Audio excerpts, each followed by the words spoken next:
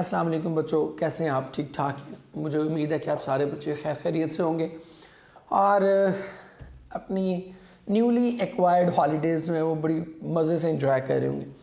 बड़ी ऑब्वियसली खुशी की बात होती है आप बच्चों के लिए कि यस छुट्टियाँ मिली। लेकिन मैंने लास्ट लेक्चर में भी कहा कि इन छुट्टियों में रंग में भंग डालने के लिए, इन छुट्टियों को बदमज़ा करने के लिए, इन छुट्टियों को किरकिरा करने के लिए, आपके सारी वो जो खुशी है उस पर पानी फेरने के लिए हम आपकी खिदमत में मौजूद रहेंगे और डेली आप लोगों को आके रिमाइंड कराते रहेंगे कि पुत्र पढ़ लो, ताड़ी मेहरबानी पढ़ लो, ठीक है। और it will be a continuous effort, continuous hammering. आप लोगों के दिमाग को ये थोड़ा बरसता रहेगा कि भाई बच्चों, मेरे प्यारे बच्चों पढ़ लें। तो ये पढ़ते रहना है हमने। रीज़न वही बार बार रिपीट होने से बात का मज़ा ख़राब हो जाता है, लेकिन बताना ज़रूरी है। We have no other option, और कोई चॉइस ही नहीं है, क्या करेंगे। सो यही एक चॉइस है और इस चॉइस को हमने क्या करना है, फुली इंशाल्लाह यूटिलाइज करना है। आज हम अपनी नेक्स्ट पोएम बच्चों करने जा रहे हैं और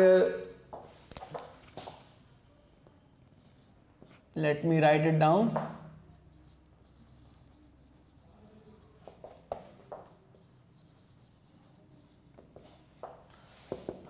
द डिलाइट सॉन्ग, डिलाइट कहते हैं हैप्पीनेस, जॉय, खुशी। तो ये खुशी का गीत है और मैं पहले आपको ज़रा लिख दूं वही चीज़ें जो हम नॉर्मली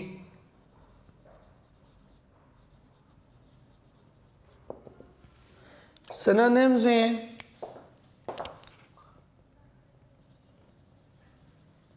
इसके बाद सिंबलिज्म है इस पोएम का और लास्ट पे लिटरेरी टेक्निक्स हैं।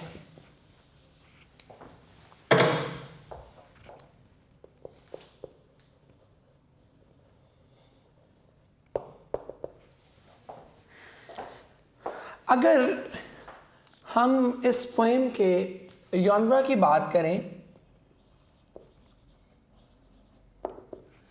तो ये बुनियादी तौर पर एक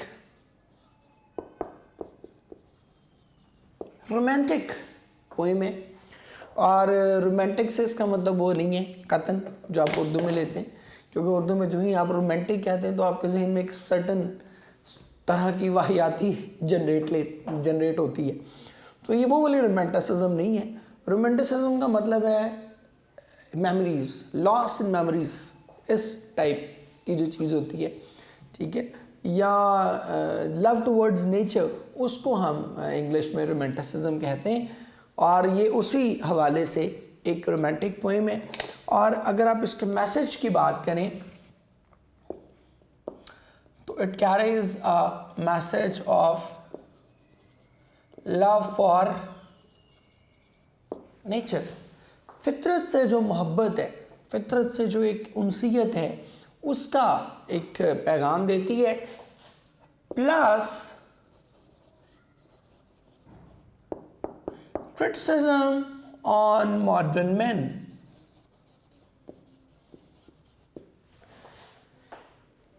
जो जदीद दौर का इंसान है उस पर एक तरह से ये इनडायरेक्ट क्रिटिसिज्म है, एक सटायर है, एक उसकी मॉकरी है, एक उसको झंझोड़ा जा रहा है और उस पर तंज किया जा रहा है, उसको एक्सपोज किया जा रहा है कि किस तरह आज के जो दौर का इंसान है, जो मॉडर्न दौर का इंसान है, ये किस तरह से इट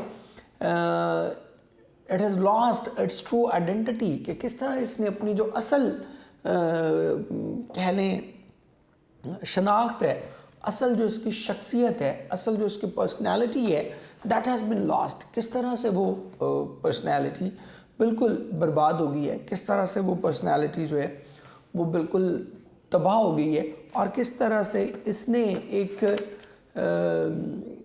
नीडलेस, एक वर्थलेस चीज़ों को अपना एक लाइफ का मोटो बना लिया है और किस तरह से उन चीज़ों को अपनी पहचान बना ली है जो बुनियादी तौर पर इसकी पहचान नहीं है, और इसीलिए इट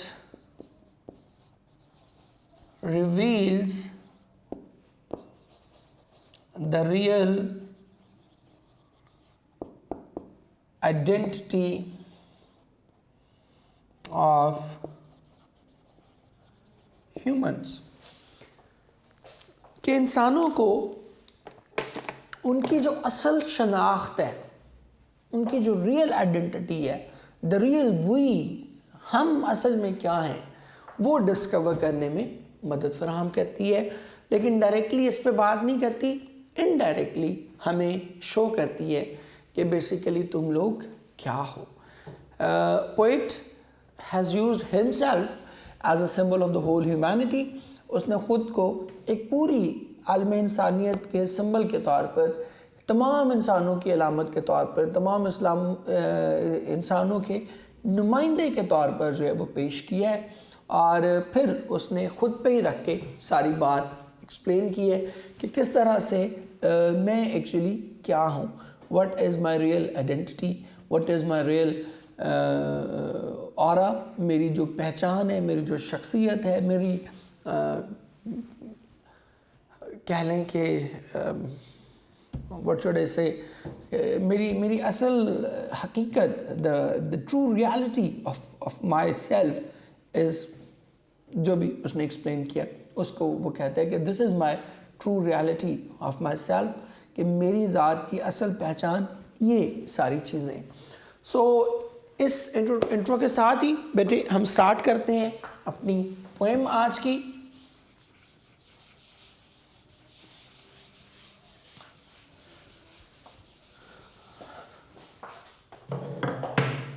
वो कहते हैं कि I am the feeder on the bright sky. अब मैंने आपको पहले बताया कि जो आई है या पोएट है, दोनों ही सूरतों में आई, पोएट अपने आप को कह रहे हैं, ये पोएट खुद, it is the symbol of whole humanity. So वो जब अपने आप को कहता है तो आई या poet means all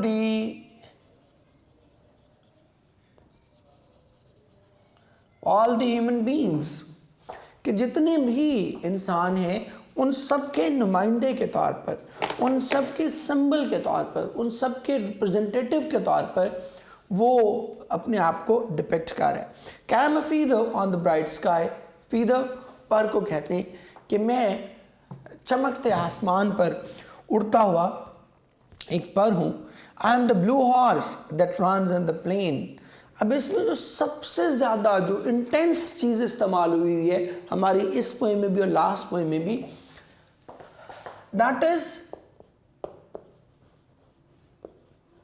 imagery. This poem is actually full of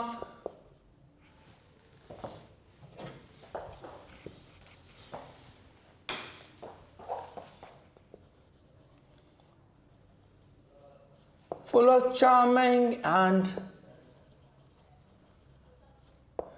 alluring images. जो उसने इस पोएम में जो इमेजेस डेवलप कर दी हैं पोएट ने, वो गालबन किसी और पोएम में इतने खूबसूरत इमेजेस जो हैं वो डिपिक्ट नहीं किए गए। और यू विल लव इट। मतलब बीइंग अ टीनेजर, ऑब्वियसली आप लोगों की जो इमेजिनेशन है, पावर टू इमेजिन है, वो ज़्यादा होती है, बेहतर होती है हम लोगों से, बिकॉज इमोशंस चूँकि थोड़े हाई होते हैं तो इसलिए जो इमेजिनेशन है वो भी स्ट्रांग होती है। तो आप इसको अगर फील करेंगे इन सारी चीज़ों को तो you will love that poem. I am a feather on the bright sky, कि मैं चमकदार आसमान पे उड़ता हुआ क्या हूँ, एक पर हूँ।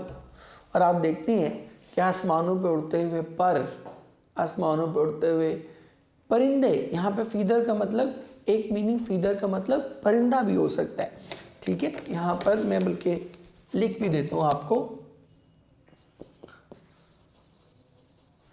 Feather also can mean bird. आसमान पर उड़ते परिंदे हमें बड़े ही खूबसूरत लगते हैं।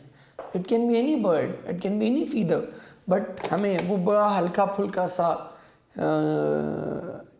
एक पर या एक परिंदा वो आसमान पर उड़ता हुआ हमें बड़ा इंजॉयबल लगता है, और वो खुद भी इंजॉय कर रहा होता है। आप कभी परिंदों को उड़ते आसमान पर देखें तो it looks that they are just playing with the winds, they are just, आगे चल के वो वर्ड भी यूज़ करेगा, ये वर्ड भी यूज़ करेगा कि they feel that they are just playing with the winds, they are relishing, they are enjoying the wind. I am a feather on the bright sky, कहते कि मैं आसमान पर उड़ता हुआ एक परिंदा हूँ। I am the blue horse that runs in the plain. Now this is a very beautiful image, बड़े खूबसूरत इमेज है कि मैदान है, लश ग्रीन है, प्लेन है, और उस पर क्या कर रहा है, नीला घोड़ा जो है वो दौड़ है। और blue horse that is something exceptional, बड़ी खूबसूरत चीज़ है, बड़ी मतलब एक एक्स्ट्राऑर्डिनरी चीज़ है। हालांकि आप नॉर्मली नीला घोड़ा नहीं देखते। Blue horse is a very exceptional sort of a thing, very extraordinary sort of a thing, बड़ी एक डिफरेंट चीज़ है। ठीक है, आप नॉर्मली इस तरह का घोड़ा अपने इर्द गिर्द नहीं देखते। तो वो इसलिए कह रहे हैं कि उसने एक एक्स्ट्राऑर्डिनरी इमेज, एक यूनिक, एक एक्सेप्शनल इमेज जो है वो क्रिएट किया है कि I am a blue horse, I am the blue horse that runs in the plain. कहते हैं कि मैं वो नीला घोड़ा हूँ जो कि आसमानों पर, जो कि मैदानों में दौड़ता फिरता है। I am the fish that rolls shining in the water. Roll मैं इधर लिख भी देता हूँ,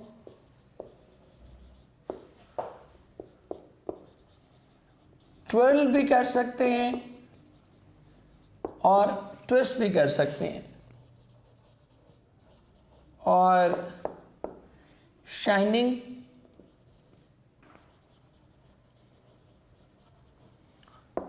ग्लिमरिंग, शिमरिंग, ये भी कर सकते हैं आप इसको। I am the fish that rolls shining in the water. Again एक बड़े खूबसूरत इमेज। आप देखिए कि जब मछली पानी में ट्विस्ट करती है, पानी में टर्न करती है, तो आपको पता है कि उसकी जो स्किन है उस पे वो basically it reflects the light.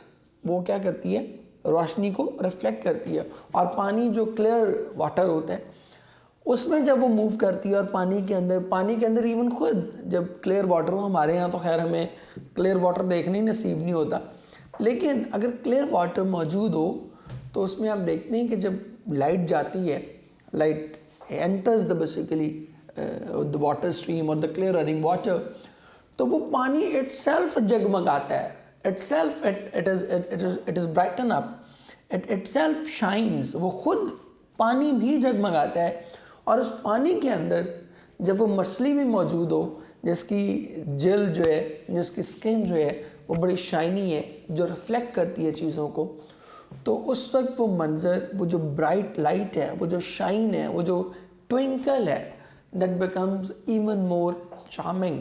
वो और भी ज़्यादा क्या होती है, खूबसूरत हो जाती है, और भी ज़्यादा अट्रैक्टिव, ल्यूरिंग हो जाती है। तो यही बेसिकली वो बताना चाह रहे हैं कि I am the fish that rolls shining in the water, कि मैं वो मछली हूँ जो चमकती हुई पानी में तैरती है। I am the shadow that follows a child. That is the best thing. ये इमेज मुझे सबसे ज़्यादा खूबसूरत लगता है। आपने कभी डेफिनेटली अब बच्चों को खेलते हुए देखा होगा अपने ही साय के साथ। दे feel that it is something else, ये कोई और शख्स है। समटाइम वो डर भी जाते हैं अपने ही साय को देख के। क्या करता है बच्चा, समटाइम डर भी जाता है, लेकिन समटाइम क्या करता है, वो उसी साय के साथ खेल रहा होता है। शीशे में आप अगर आईने में बच्चे को उसकी शक्ल दिखाएं तो समटाइम वो ये फील कर रहा होता है कि ही इज़ अनदर पर्सन, ये कोई और आदमी है, ये मैं नहीं हूँ। तो उस वक्त जो उसकी मासूमियत है, जो उसकी इनोसेंस है, that is unexplainable, that can not be put into words. वो इतनी शानदार चीज़ होती है, इतनी मज़े की, इतनी एक इनोसेंस से भरपूर एक फीलिंग होती है that you can not put it into words. आप उसको बिल्कुल किसी भी सूरत आप उसको अल्फाज का जामा नहीं पहना सकते। You can not express them, you can not elaborate them and elaborate that feeling in your own words। तो ये इमेज उसने क्रिएट किया है कि ये सारी चीज़ें क्या हैं, ये सारी फितरत हैं। और इसी हिसाब से अगर मैं यहाँ आपको बताऊँ तो ये सारी चीज़ें फीडर, फिश,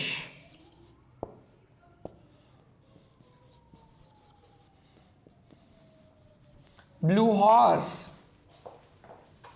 और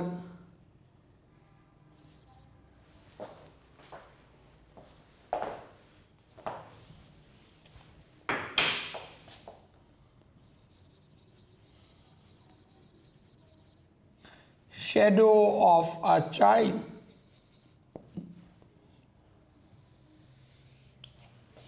ये सारी चीजें किसको रिप्रेजेंट कर रही हैं? अगर आप इन पे गौर करें तो all these things are the symbol of nature और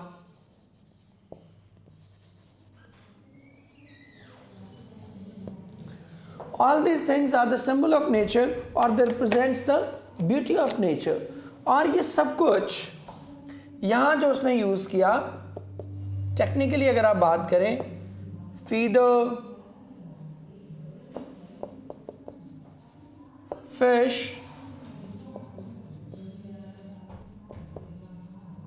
ब्लू हॉर्स और I should say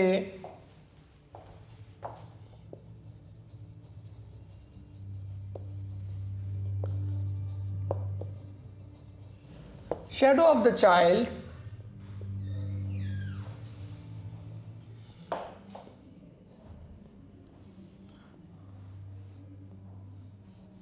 all these things are actually metaphors।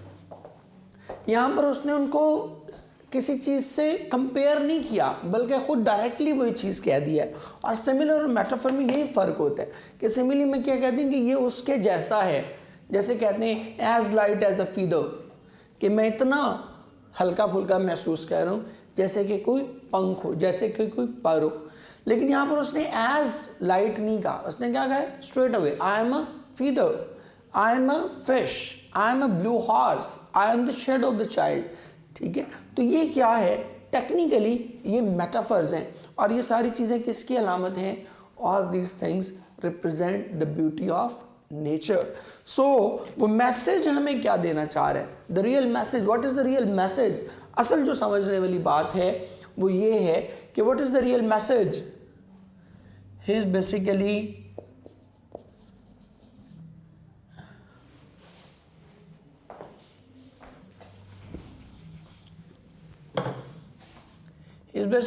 revealing,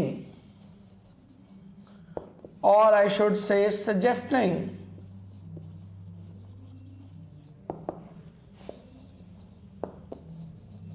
the true identity of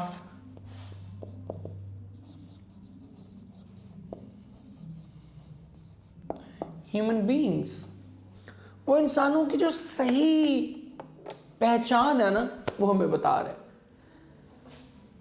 He has not said इन सारी चीज़ों में, he has not said that I am the wealth, I am the power, I am the jewels, I am the riches, nothing like that। उसने ये नहीं कहा I am the throne, मैं कोई इक़्तिदार हूँ, तख्त हूँ। He has not said I am the might, मैं कोई ताकत हूँ। No, he has said I am not all these things, I am a very simple, humble, beautiful, attractive, charming thing।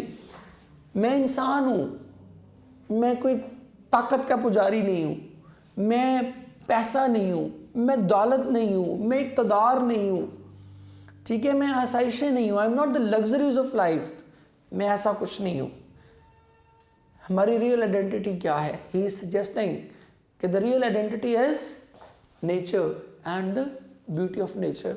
The real glory of a man does not lie in power, in wealth, in triers, in might. ऐसी किसी चीज में हमारी असल पहचान नहीं है. All these things are not the beauties of life. ये चीजें जिंदगी की खूबसूरती नहीं है. जिंदगी की खूबसूरती क्या है?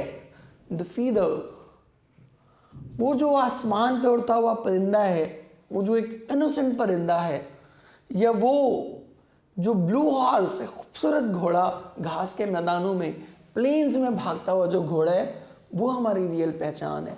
द सिंपल एवरीडे डिलाइट्स, खुशी का गीत वो उसको इसीलिए कहता है because he has expressed the real delights of nature for man. कि इंसान को वो जगा रहा है basically. It is basically shaking us from shaking our conscience. हमारे जो ज़मीर है उसको हिला रहा है, उसको झंझोड़ रहा है कि be aware that this is the real you.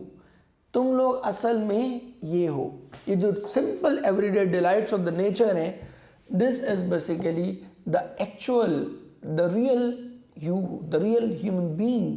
असल में तुम लोग ये चीज़ें हो. और यही वजह है कि उसने यहाँ पर ऐसी किसी चीज़ का, किसी मटीरियलिस्टिक डिज़ायर का इजहार नहीं किया.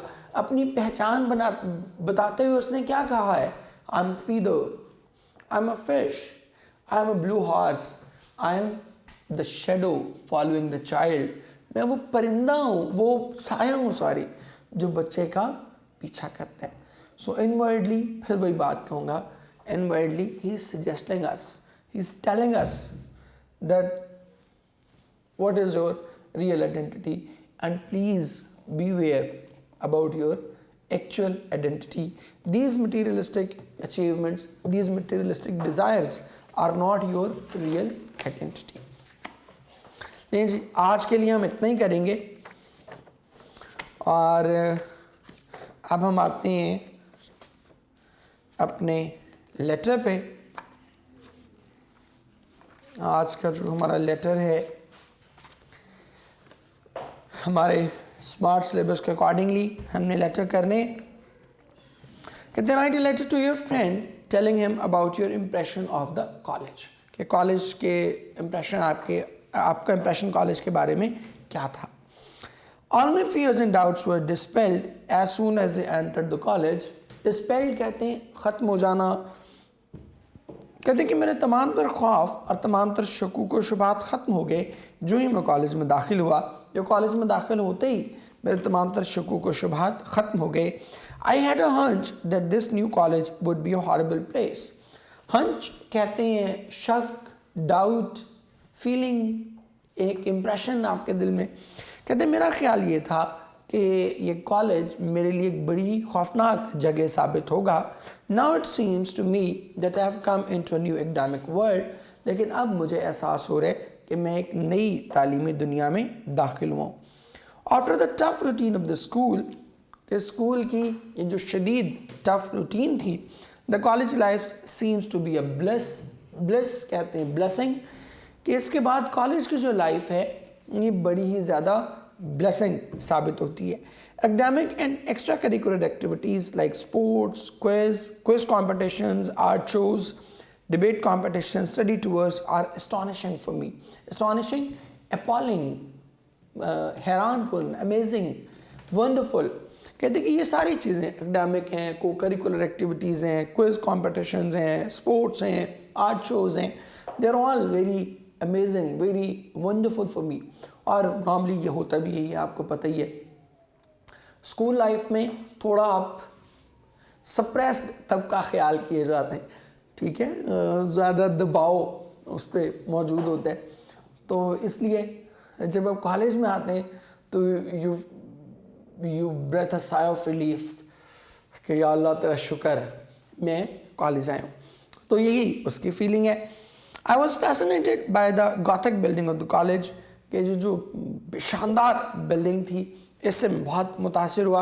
It has beautiful extensive lawns, कि इसके जो लॉन्स हैं बड़ी माशाल्लाह वसी व अरीज़ हैं। It has historical auditorium and A music society, कि इसका एक ऑडिटोरियम, उसकी भी बड़ी तारीख़ी अहमियत है, और इसकी जो म्यूज़िक सोसाइटी है उसकी भी बहुत तारीख़ी अहमियत है। I was welcomed by the representatives of various literary and को करिकुलर एक्टिविटीज़। कहते कि जो लिटरेरी और को करिकुलर एक्टिविटीज़ के मुख्तलिफ नुमाइंदे थे, उन्होंने मेरा इस्तकबाल किया। The college has one of the oldest libraries with over 200,000 books. कहते कि मेरे कॉलेज में एक बड़ी कदीम लाइब्रेरी भी है, इसमें तकरीबन 2 लाख के करीब किताबें मौजूद हैं।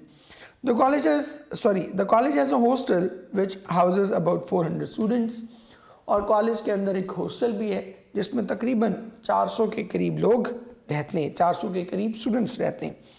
I was impressed by the uniform of the college, और कॉलेज का यूनिफॉर्म भी बड़ा ही खूबसूरत है। The spick and span cafeteria of the college has a good environment. Spick and span कहते हैं नीट एंड क्लीन, कि कॉलेज का जो साफ़ सुथरा कैफेटेरिया है उसका एनवायरनमेंट भी बड़े शानदार है। And serves very good food, और वो हमें बहुत अच्छे अच्छे खाने भी फराहम करता है। बट बिसाइड्स एवरीथिंग, लेकिन इन सब चीज़ों से बढ़कर I am greatly inspired by the faculty of our college. Inspired, motivated, कि मैं इन सब चीज़ों से बढ़कर फैकल्टी, स्टाफ, जो अपने कॉलेज का स्टाफ है, सबसे ज़्यादा उससे मुतासिर हूँ।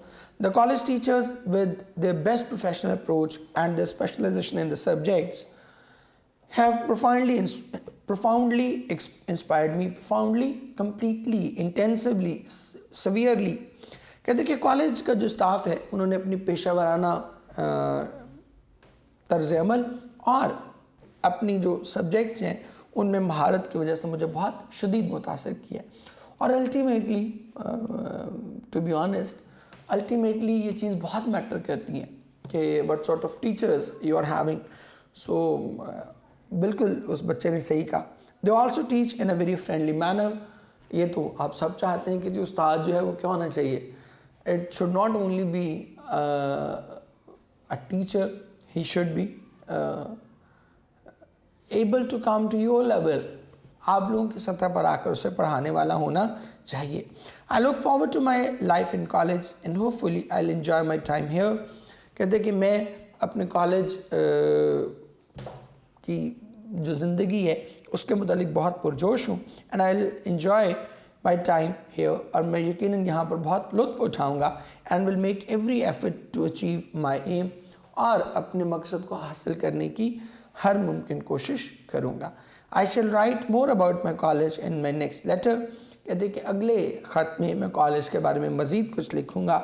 पे माई कॉम्प्लीमेंट्स टू योर पेरेंट्स। अपने पेरेंट्स को मेरी सलाम दुआ पहुँचा देना। ठीक है बेटे, इसके साथ ही हमारा ये आज का lecture that comes to an end. और होपफुली आप बच्चे इसको सुन रहे होंगे, पढ़ रहे होंगे, और हमने इसको डेफिनेटली पढ़ना है। मैं बार बार 2-3 लेक्चर्स स्पेशली एम्फसाइज कर रहा हूँ। You have no time to ignore these lectures. इन लेक्चर्स को इग्नोर करने का कोई तुक ही नहीं बनता, क्योंकि हमारे पास अब टाइम नहीं होगा कि दोबारा से वहीं से शुरू करें जहाँ से आपका लेक्चर ख़त्म हुए थे।